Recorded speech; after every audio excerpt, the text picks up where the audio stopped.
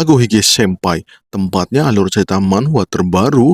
Apa kabarnya bos? Semoga sehat selalu ya. Pada hari ini saya akan membawakan alur cerita manhwa yang selanjutnya ya. Dari bocil terkuat di bumi. Yang mana berjudul Terisekai Menjadi Bocil Botak. Oke ya bos, kita lanjut aja ke alur ceritanya si Mujin, murid Shaolin Taishin. Capcus. Dan Wokira beberapa saat kemudian. Saat ini Mujin sedang ngos-ngosan, ia sedang latihan dengan tekniknya sendiri yaitu squat. Ia jongkok kuda dengan posisi naik turun secara berirama. Jadi itu akan menguatkan otot kaki sampai otot paha. Dan ketika sudah tegang, Mujin langsung mengistirahatkan ototnya selama 30 detik. Ini sangat penting untuk mengalirkan darah pada otot yang bekerja dan membuat metabolisme tubuh menjadi terjaga. Tapi ada senior yang protes karena ia memiliki gerakan yang berbeda dengan murid-murid lainnya. Lah emang kenapa? Guru Hyejun sudah mengizinkanku, kenapa Anda protes? Hei hei hei, biarkan dia seperti itu, kau urus saja murid-murid yang lain, perintah Guru Hyejun kepada senior tersebut. Ya siaplah, dengan kebebasan ini, Mujin dapat berlatih dengan optimal. Walaupun teman-teman murid baru lainnya merasa kesal dengan Mujin, soalnya ia bisa istirahat kapanpun, sedangkan murid yang lain harus terus-menerus berada di posisi squat tanpa bergerak. Mereka kesakitan menahan diri dari posisi tersebut gitu ya. Bangke bener ini orang. Kenapa kita diperlakukan berbeda? Aku juga mau protes biar kayak Mujin. Sudahlah, diam saja, lakukan tugasmu. Ya, mendengar murid-murid baru pada ngoceh bisik-bisik seperti itu, Guru Hyejung benar-benar kesal dah. Ia terus-menerus mengatakan, Amitabha, Amitabha, Amitabha. Ya, biar tenang hatinya gitu ya, tapi tetap saja jengkel ngedumel. Dan mungkin keesokan harinya. Di pagi hari, pagi ini Mujin mau sarapan, tapi tampaknya Mujin berwajah kesal. Gimana nggak kesal? Orang makannya cuman sorghum sama oseng-oseng sayur. Jir, makanan apaan ini cuk? Ini mah makanan untuk diet. Gue lagi pembentukan otot, bukan lagi diet. Bener-bener salah ini. Semua Shaolin ini bener-bener nggak bisa berpikir apa ya? Murid-murid yang lain juga mendapatkan makanan yang sama. Bahkan para senior juga para instruktur juga mendapatkan makanan yang sama. Duh, makannya kayak gini semua, nggak ada protein. Pikir Mujin sambil membayangkan daging-daging yang penuh dengan protein. Tapi ya dah lah, barangkali nanti malam makannya beda. Tapi waduh dah sama aja. Keesokan harinya, jir kampret sama aja wadidaw. Ini gimana sih? Gak bisa dibiarkan ini mah. Ini makanan apaan? Kenapa setiap hari seperti ini? Emangnya aku kambing apa disuruh makan kayak gini mulu? Woi senior, kenapa kau diam saja mendapatkan makanan seperti itu? Apa dari dulu tidak ada yang protes dengan menu makanan seperti ini? Jaga ucapanmu, Mujin. Kita sedang makan.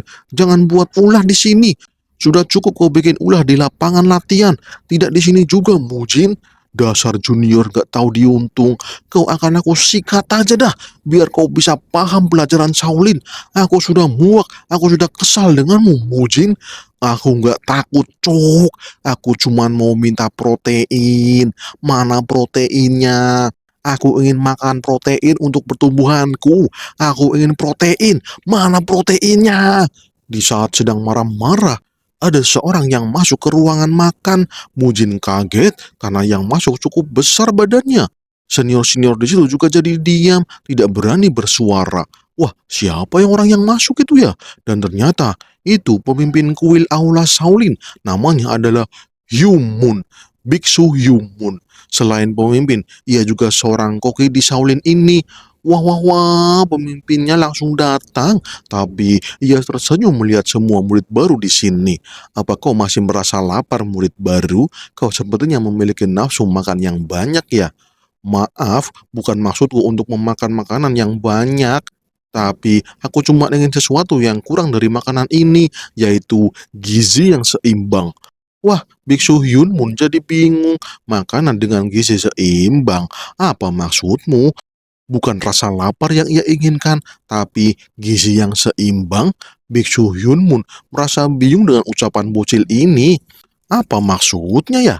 Maaf kepala biksu, tapi aku cuma ingin makan sesuatu seperti daging ayam atau daging sapi gitu. Itu sumber protein yang penting bagi tubuhku. Ya, aku kan sedang masa pertumbuhan ya. Wanjir, mendengar permintaan itu, Biksu Hyunmun jadi kesal. Senior dan murid-murid baru yang lain juga kaget. Berani-beraninya ia mengatakan hal itu kepada Biksu Hyunmun. Dasar tolol, tolol. Kita ini biksu, mana mau minta makan daging?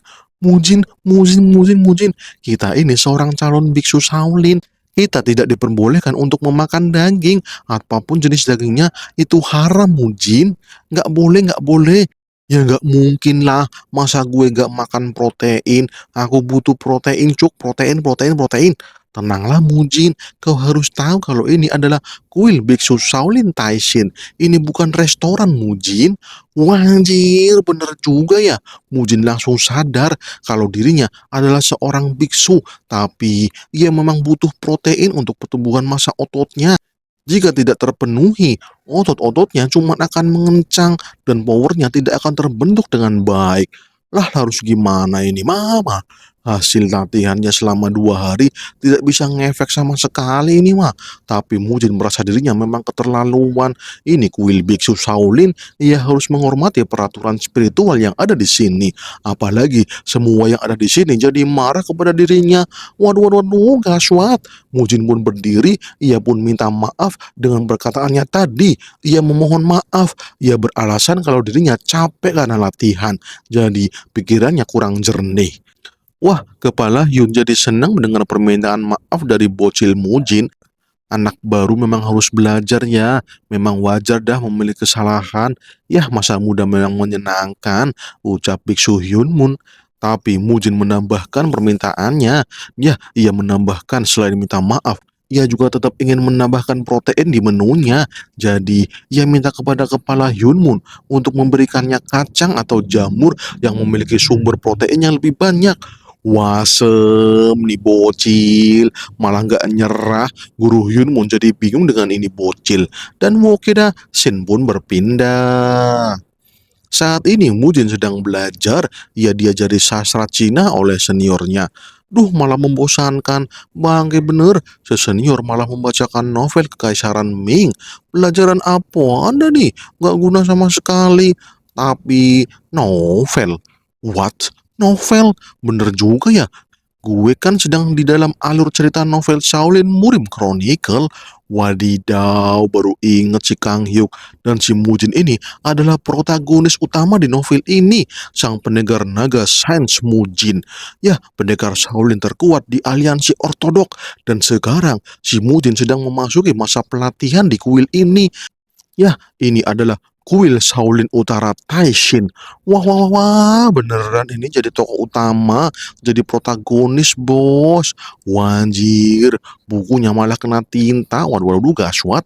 Ya, karena si Mujin berisik, semua yang ada di situ jadi kesal.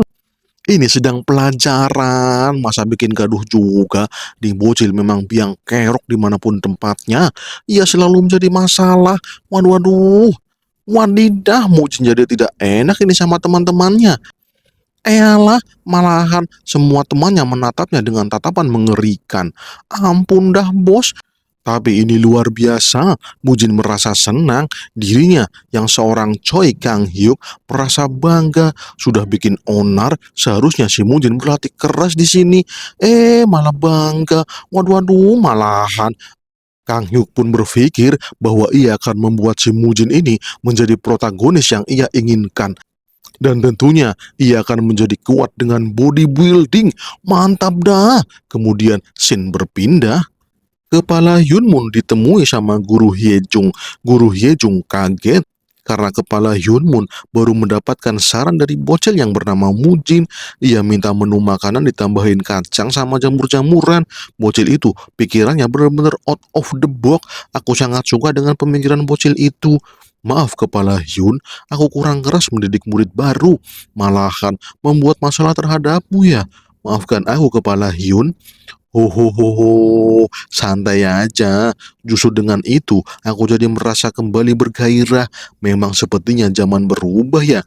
Kau tahu, setiap tahun ada banyak murid yang masuk menjadi murid baru Shaolin Taishin, tapi beberapa bulan setelahnya mereka berkurang menjadi 50% dan di tahun pertama mereka cuma tersisa beberapa orang. Murid kesayanganmu saja si Munggung itu tahun ini bisa bertahan dengan latihan keras darimu. Dia memang murid langka yang jarang kita dapatkan. Tapi si bocil kecil Mujin itu sangat berbeda sekali. Jika seseorang ingin kuat, maka ia akan menuruti semua permintaan gurunya. Tapi si Mujin, ia malah memiliki pemikirannya sendiri yang jauh lebih masuk akal bagi dirinya.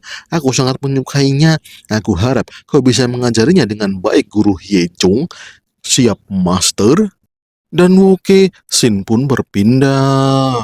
Satu minggu kemudian, 1 minggu telah dilewati, sekarang saatnya untuk pertandingan antara Mujin dan Mugung. Mereka berdua pun sudah siap berhadapan dengan Guru Hyejun sebagai wasitnya. Mugung menatap Mujin dengan serius. Ia sangat yakin kalau dirinya akan menang melawan bocil Mujin.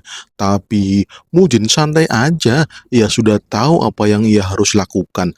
Kemudian kita flashback dulu. Kemarin ya saat Mujin latihan dengan temannya. Temannya ini penasaran ya dengan gerakan unik yang dilakukan sama si Mujin. Ini cuman pemanasan biasa. Aku harus melakukan ini sebelum latihan serius. Pemanasan, stretching. Temannya jadi bingung dah. Apa itu stretching, Mujin? Aku baru dengar.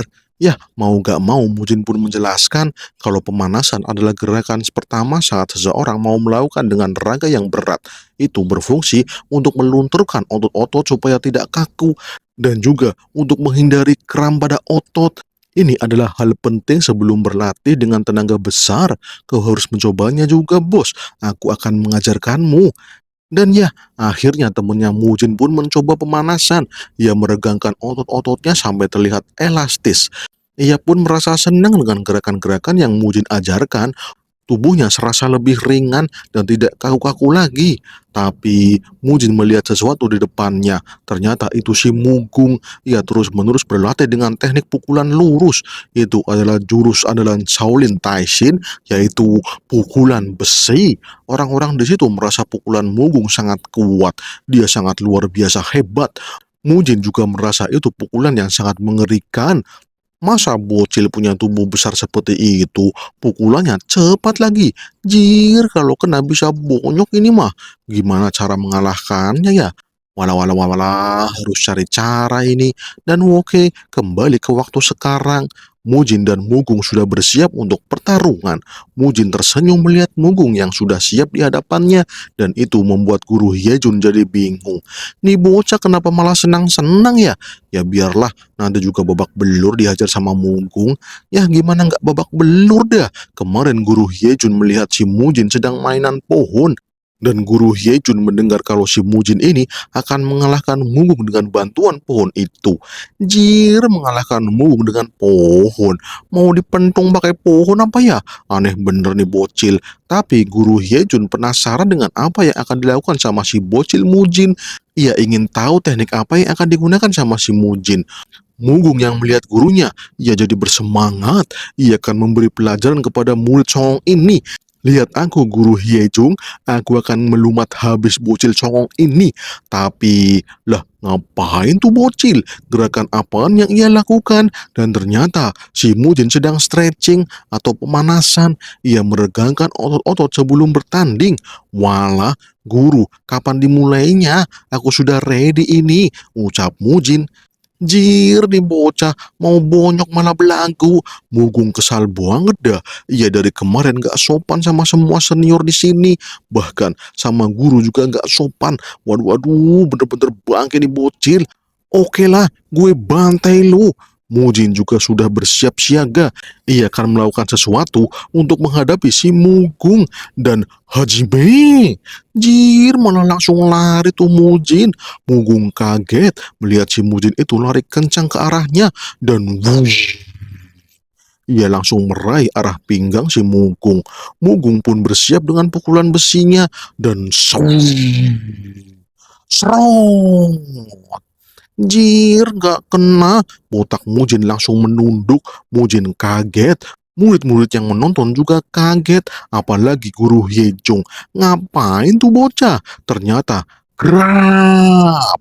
Kaki Mugung langsung diterjangnya dan ia langsung dibanting. Ini adalah teknik yang ia pelajari di wajib militer dulu, di mana seorang yang lebih kecil bisa melawan orang yang besar menggunakan teknik kuncian gitu ya. Walaupun tidak memukul secara fatal, tapi jika kunciannya berhasil, ya itu akan membuat lawan sangat terdesak. Dan Woke awali serangan dengan tackle, Mugung berhasil terdorong dan ia pun jatuh bersama Mujin. Setelah itu, Mujin langsung meraih tangannya dan langsung menggunakan teknik armbar. Ceklok! Waduh dah, langsung kena kuncian tangan dari Mujin. Mugung kesakitan, murid-murid senior malah marah-marah. Ia menyuruh Mujin untuk melepaskan Mugung. Ini bukan teknik Shaolin Taishin. Bertarunglah dengan teknik Shaolin, bukan teknik sesat seperti itu. Tapi di sisi murid-murid baru, mereka semua melongo.